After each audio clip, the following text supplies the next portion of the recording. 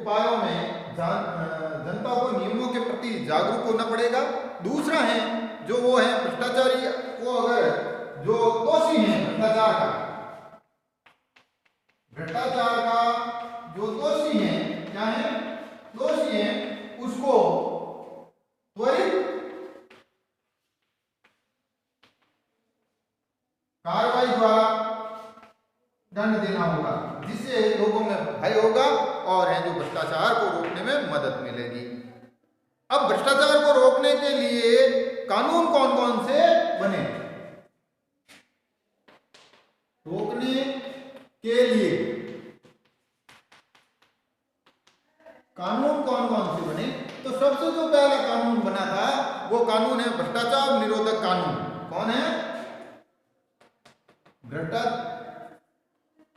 भ्रष्टाचार निरोधक कानून।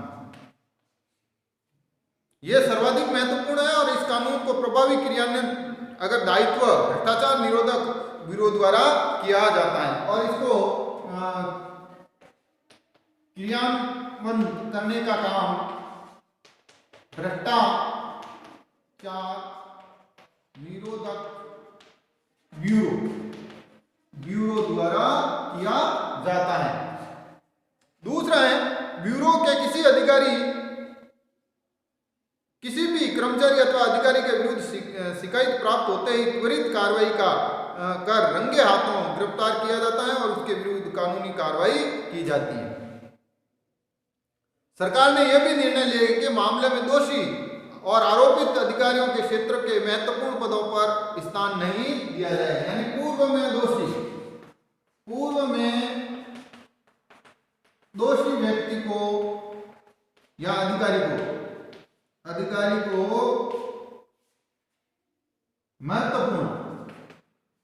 महत्वपूर्ण पदों पर नियुक्ति नहीं दी जाएगी। क्या दी जाएगी? नियुक्ति नहीं दी जाएगी। हालांकि 2015 के बाद हमारे नए प्रधानमंत्री नरेंद्र मोदी ने है जो भ्रष्टाचारियों के लिए एक नई व्यवस्था है, उनको जबरन रिटायर्ड करने की जो प्रक्रियाएं हैं वो भी लागू की है। और अन्वेषण ब्यूरो, लोकायुक्त और निरीक्षण एवं अन्वेषण विभाग भी प्रभावी ढंग से भ्रष्टाचार पर अंकुश लगाने का कार्य करता है।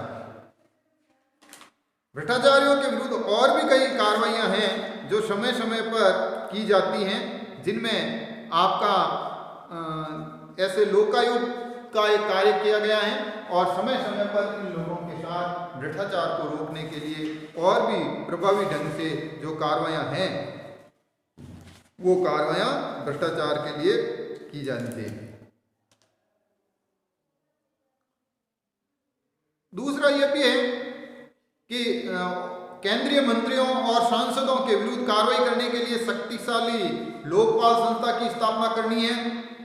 किसी भी लोक सेवक के विरुद्ध भ्रष्टाचार की शिकायत आने पर तुरंत उसकी जांच पड़ताल करके दोषी को पाए जाने पर उसकी संपत्ति जब्त करना है। विभागों, बैंकों, सार्वजनिक उपक्रमों में भ्रष्टाचार विरोधी कार्यों का निरीक्षण और उन पर रोक लगाना है। आम जनता को सरकारी नीतियों, प्रक्रियाओं और गतिविधियों की सही जानकारी देना है। राजनीतिक दलों को मिलने वाले चंदे की पूरी तरह जांच पड़ताल करनी है और विमुद्रीकरण प्रक्रिया द्वारा निरंतर काला धन बाहर लाया जाना चाहिए। विमुद्रीकरण एक प्रक्रिया है जिसमें नोटों को बंद कर दिया जाता है। क्या किया जाता है? नोटों को बंद, या है जो जब काला धन बढ़ जाता है और अर्थव्यवस्था के लिए खतरा है तो इनका निदान करने के लिए विमुद्रीकरण की विधि अपनाई जाती है। इसके अंतर्गत सरकार पुरानी मुद्रा को समाप्त कर देती है और नई मुद्रा को प्रचलन में लाती हैं। जिसके पास काला धन होता है वे उसके बदले में नई मुद्रा लेने का साहस नहीं जुटा पाते हैं और काला धन अपने आप ही समाप्त होता है। ये एक प्रक्रिया है जिसको सरकारों को समय समय पर साहस करके लागू करना चाहिए। एक और है यूरिथ्रोपोन, ये आतंकवाद। तो आपका ये टॉपिक पूरा हुआ है। कल हम इससे आगे जो इसके प्रश्न उत्तर हैं उसके बारे में चर्चा करेंगे। धन्यवाद।